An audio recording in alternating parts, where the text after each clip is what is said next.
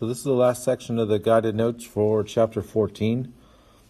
Basically changing the value of a in f of x equals a to the x times b does something else, and it's some various forms of transformations.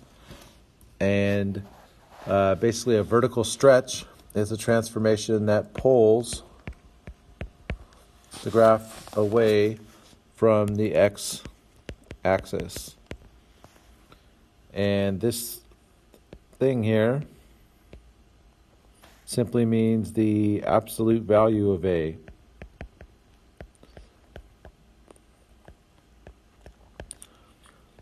And all that means is if a is positive or a negative number, you're going to refer to a as the positive number only. Absolute value is really just a measure of the quantity or the distance of a on a number line.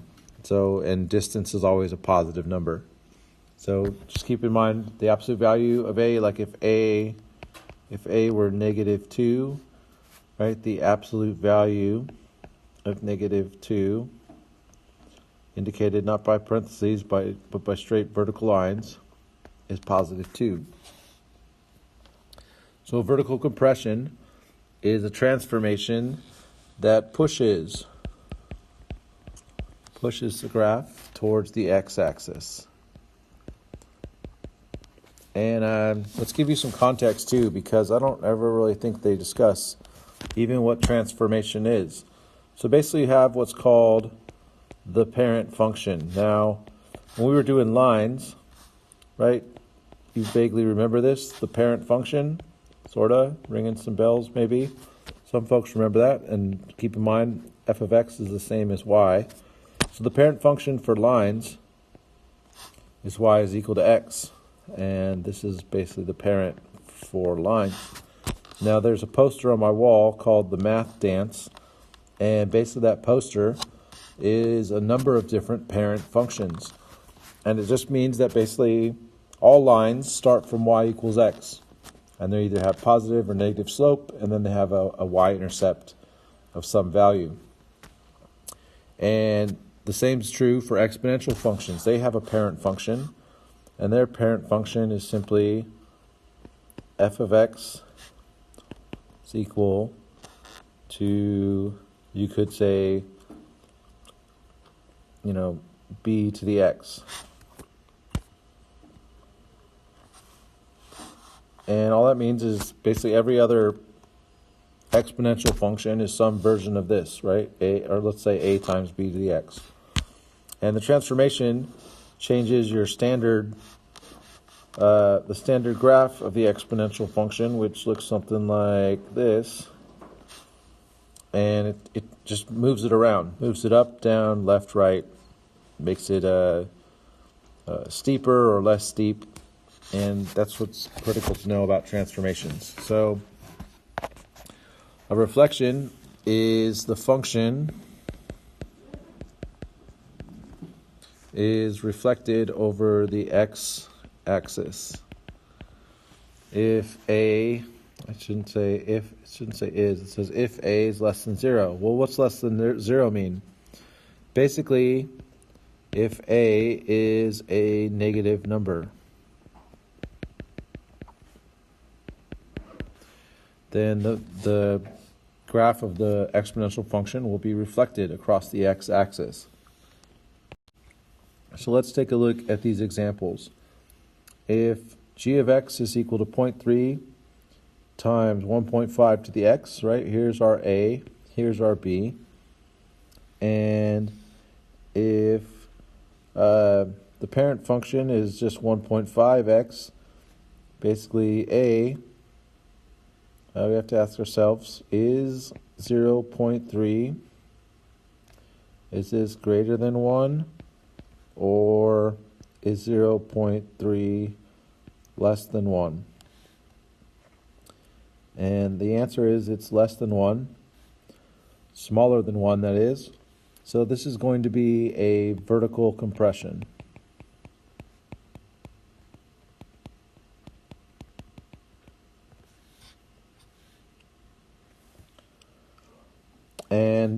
on the website Desmos, we're going to pull that up now and kind of compare the two graphs, and you can see the compression occur when you compare the two graphs.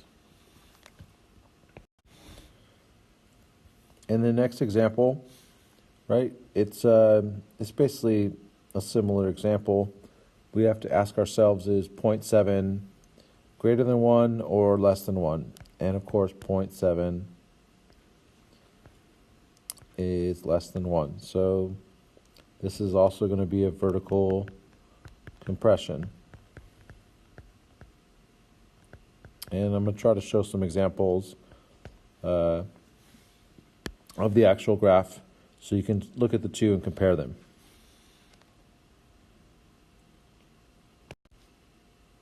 Now let's take a look at one more example.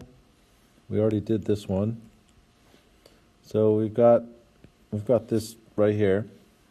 A is essentially negative 0.25, and if we took the absolute value of this thing, right, it's 0.25. So that's definitely less than 1.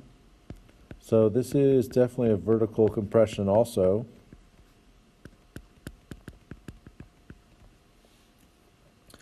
But it also does one other thing. It's a negative number, right? A is negative. So this whole graph is going to be reflected across the x-axis. And let's take a look also now at this example on Desmos, and you can see the actual graph and then watch it get reflected. So we're going to take a look at some more transformations, and basically if you have a parent function and you add something to it, you're going to be moving the graph up however many units are in C. And so it's going to move up C units. And likewise, if you're subtracting something from the parent function, you're going to be moving the graph down C units, right? It's moving down now C units. And then let's take a look at these examples. So we've got this parent function, it's plus 5. So let's take a look. This is definitely moving up 5 units. And this other one, negative 3, it's moving, move down 3 units. And we're going to take a moment now and look at both of these on Desmos, the free graphing utility, desmos.com. And you'll be able to watch, compare this function to this function, and you'll see it literally moves down 3, or it literally moves up 5. And that's kind of neat. There's these specific predictable properties just based on where the numbers are and what operations are being performed to them. So the same kind of stuff applies for basically every shape that you can think of in an XY coordinate axis. And you'll get that as we look at more things, that the pattern is still the same. So likewise, like when we're doing lines, right? Lines moved up or down. And eventually we'll start moving left and right and say, oh, I recognize that. So hopefully as we do more examples and get into other sections, you'll see that this stuff applies universally across all the different functions. Again, in these, right, it's going to be up 2. This is going to be stretched. And this is going to be down 1. And that's it. Not stretched or compressed. So there you go. And that's now we'll work on the homework.